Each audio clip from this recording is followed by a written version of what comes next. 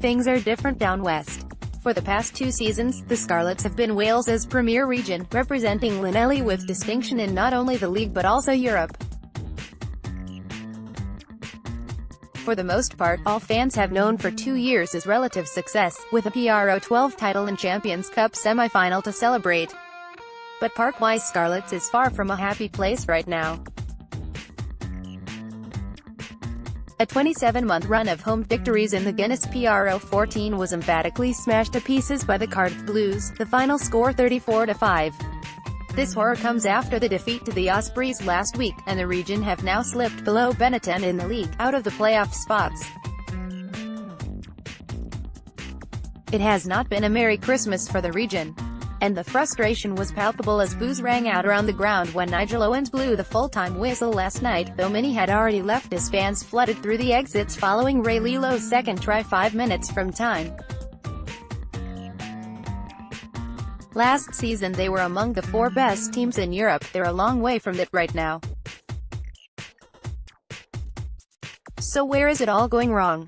It would be remiss of anyone to address the Scarlets' woes and not acknowledge their injury problems.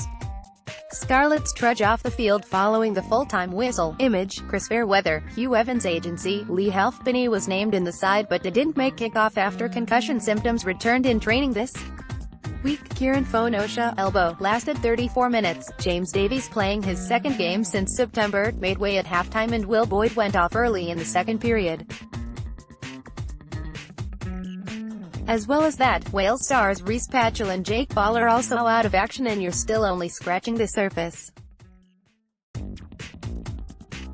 But there was still enough quality in the side that started against the Blues to cause trouble, or at least there should have been. Wayne Pivack's decision to double down on his selection of Hadleigh Parkes at fly half following the Ospreys' defeat was a surprise, and that must now surely be shelved. His detailed explanation for the selection is here. As Cardiff Blues boss John Mulvihill alluded to afterwards, Parkes is a great player, but with him at fly half instead of his usual inside center spot, it shortened the Scarlets' game up. They were far more direct than we're used to seeing from them, but the visitors just lapped that up. The Scarlets had 71% possession and 75% territory and lost by 29 points without asking many difficult questions. Most concerns over the Scarlets centered around the injured forwards and summer departures, but the pack held up their end of the bargain as their backline misfired. Dan Jones shows his frustration. Image, Ben Evans, Hugh Evans' agency. Dan Jones came on when Fonosha was forced off, but his confidence is likely shot to bits because there has been no faith shown in him whatsoever in the last fortnight. Pivack pointed out that he had concerns over how the number 10 channel had been defended, but there weren't many concerns about that when Jones was guiding the Scarlets to famous European victories over Bath away and Toulon at home last season.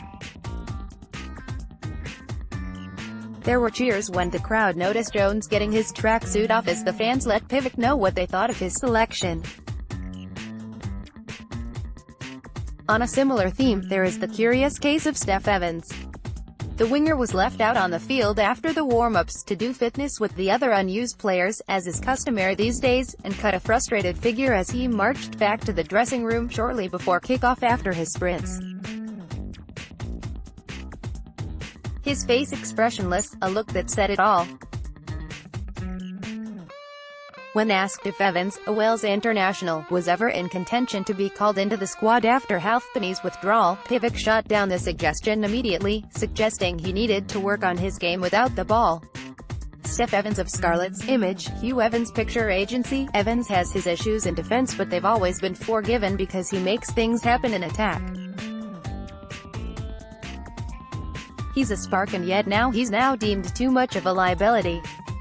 Where his future lies is anyone's guess. Rumors are circling that he's on the move this summer, but he and Jones would have every right to be knocking on their boss's door at the moment. To compound matters, Gareth Davies kicked poorly at times and was ponderous in the red zone, which suggested the Scarlets were short on ideas. To the Blues' credit, their defense was relentless and they flew off the line, preventing the ball getting to the wide channels into Johnny McNichol, who was the only real source of imagination. Though I don't buy into the notion that Pivac's early appointment as incoming Wales coach has anything to do with their current predicament, it is going to be a sideshow for the rest of the season, especially if results don't turn around. If they're winning, nobody will question the mindset of the players, nobody will question if the coach has one foot out the door, but those are the things being talked about right now. The effort is there. You don't get those kind of territory and possession stats if players aren't committed to the cause, but they've lost their way. And as the fans turned away in the final minutes, it was obvious that some had begun to lose faith.